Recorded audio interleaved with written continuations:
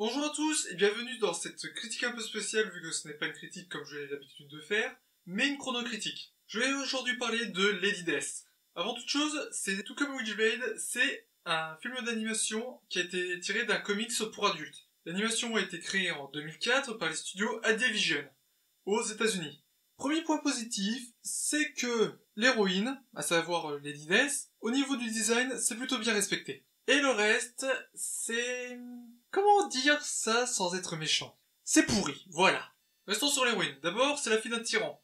Et elle a une histoire d'amour avec Marcello. Premier point négatif, l'histoire d'amour est complètement bâclée. Ensuite, quand l'animé débute réellement, c'est-à-dire quand elle va en enfer, elle n'est pas développée. On suit son évolution physique, mais pas son évolution dite morale ou psychologique. C'est beaucoup trop bâclé, c'est beaucoup trop rapide. Ensuite, parlons de Lucifer. Bon, d'abord, il est nommé le Seigneur des mensonges. Non. Non, tout simplement, je ne peux pas. D'abord, Lucifer, c'est censé être le Seigneur des enfers, et non pas le Seigneur des mensonges. Et puis, franchement, c'est faible par rapport à d'autres titres qu'on pourrait lui donner, comme le Prince des Ténèbres. Là, c'est juste le Seigneur des mensonges. Bon, à la rigueur, pourquoi pas? Si c'était bien exploité, j'aurais pas dit. Son titre est très mal exploité. Vous me dites Seigneur des mensonges, vous dites perfidie, mensonge. Je serais Seigneur des mensonges, je dirais, à ceux qui m'entourent, l'enfer, ça peut être super, à condition que tu sois sous mes ordres, et si tu m'obéis, je te promets mon émerveil. Je te passerai une partie de mes territoires, t'auras des légions de démons sous tes ordres, alors que là, non. En plus, c'est sa propre fille, ce qui le rend encore plus con. Là, c'est littéralement, il veut briser sa fille. Non! T'es le Seigneur des mensonges, joue ton rôle. Ensuite, un truc que j'ai trouvé complètement aberrant, désolé du spoil, mais bon, je pense pas que vous irez le regarder après cette critique, c'est que le personnage meurt à la fin. Non, c'est pas un lieutenant, c'est pas un général, c'est Satan qui meurt à la fin. Et attention, Satan lance une malédiction contre sa propre fille. Regardez donc! Je te maudis, tant qu'il y aura un seul de mes alliés présent ici en enfer. Sache que ton âme ne sera jamais libre.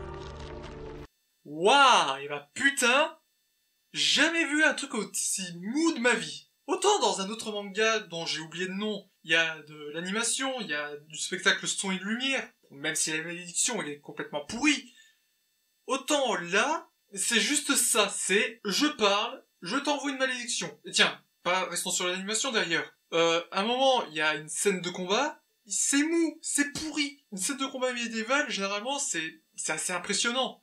Regardez certains films fantastiques ou historiques sur le thème médiéval ou antique, il y a du sang qui gicle, il y a du combat, il y a de l'action. Là, c'est juste 2-3 boules de feu, 2-3 volets de flèches, quelques démons qui meurent, point barre. Même dans les années 80 et 90, on faisait des combats beaucoup plus dynamiques au Japon, ou aux États-Unis. Il n'y a aucune action. Et puis, restons toujours sur l'animation. L'animé est sorti en 2004. Et un an plus tard, sortira Avatar le dernier maître de l'air. Alors que l'animé est fait pour les enfants. Et encore, je dis que c'est fait pour les enfants. Oui, c'est fait pour les enfants, mais au moins, l'œuvre ne prend pas les enfants pour des cornichons, quoi. Bon, je vais vite fait terminer sur l'animation et les combats. Les combats en solo, ça veut dire avec l'héroïne, c'est tout aussi mou que la scène de bataille que je vous ai décrite. C'est-à-dire, elle charge, elle se fait repousser. Le méchant lui lance une réplique du genre « Tu ne pourras pas me tuer, c'est beaucoup trop facile ». Elle se relève, elle contre-attaque, elle tue le méchant, elle relance une réplique. Combat terminé en 5 minutes. Je vais à présent parler des personnages secondaires. Tout le problème, c'est qu'ils ne sont pas introduits ou développés. Ce qui fait en sorte que les scènes où on doit ressentir un petit pincement au cœur pour l'héroïne ne font littéralement rien. Je prends l'exemple de la scène où elle dit une dernière fois au revoir à sa mère après l'avoir libérée et la scène où elle est obligée de tuer son copain. Génial. Mais bon, en 1h15, le film n'a pas pu faire bon manga autour de l'héroïne seule, alors ce n'est pas pour des personnages secondaires qui seraient de trop. Et puis franchement, 1 heure ou 1 heure et demie de plus aurait été meilleur pour le film. C'est quand même triste à dire, mais c'est beaucoup trop court. Bon, passons aux autres choses qui m'ont fait un peu rager. D'abord, l'univers.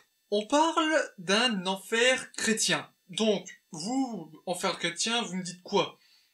Coulée de lave, flamme éternelle, âmes damnées, des personnes qui sont en train de souffrir le martyre. Attention, voilà l'enfer de Lady Death.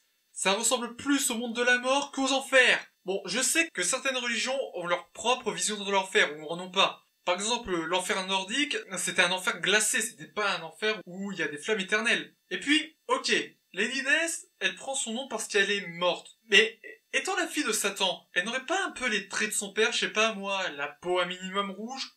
Et enfin, dernier point qui m'a fait un peu rager, les habitants des enfers. Pour vous, ça, ils appellent ça des démons, moi, j'appelle ça des zombies. Non, je ne déconne pas. Pour moi, un démon, dans l'enfer chrétien, sans prendre les mangas que je regarde habituellement, coucou High School DxD, ça a la peau rouge, ça a des sabots à la place des pieds, et ça a des cornes. Ça ressemble pas à ça, un démon. Bon, il peut y avoir plusieurs types de démons, bien sûr. On a l'espèce de lézard qui est l'un des lieutenants de Satan que Lady Death bute à la fin. Mais c'est tout. Non, ça, c'est des zombies.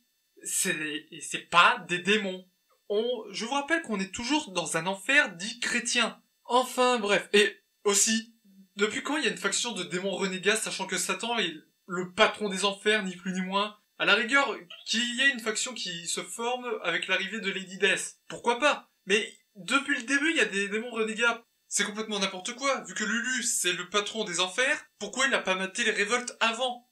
Pour conclure cette vidéo, je n'ai pas aimé Lady Death. D'ailleurs, par rapport à Witchblade, j'ai beaucoup plus envie de lire les comics Witchblade que les comics Lady Death. Si ça avait pour but de faire découvrir l'histoire à d'autres personnes, ça n'aurait pas marché. Comme je l'ai dit dans le point précédent, tout est bâclé. L'histoire d'amour entre elle et Marcello, Satan, l'histoire en général, la naissance de Lady Death, tout est bâclé et raté. Enfin bref, est-ce que je vous conseille l'animé? Non. Surtout pour les puristes de Lady Death. Vous risquerez de devenir plus violent qu'un fan de Star Wars. Enfin, que certains fans de Star Wars. Alors que l'univers étendu, j'aurais bien voulu qu'ils adaptent en film la guerre des Uzanvong. Enfin bref, je vous retrouve le mois prochain, du moins je l'espère. Je pense pas faire une vidéo pour novembre, mais plutôt pour décembre. Peut-être elle aura un peu d'avance sur, non pas une critique, mais un top 5. Vous inquiétez pas, ce sera pas du putaclic. Ce sera un top 5 d'un manga dont la licence que j'adore s'est fait violemment piétiner la gueule. Allez, sur ce, je vous laisse, lisez, regardez et faites-vous votre propre avis.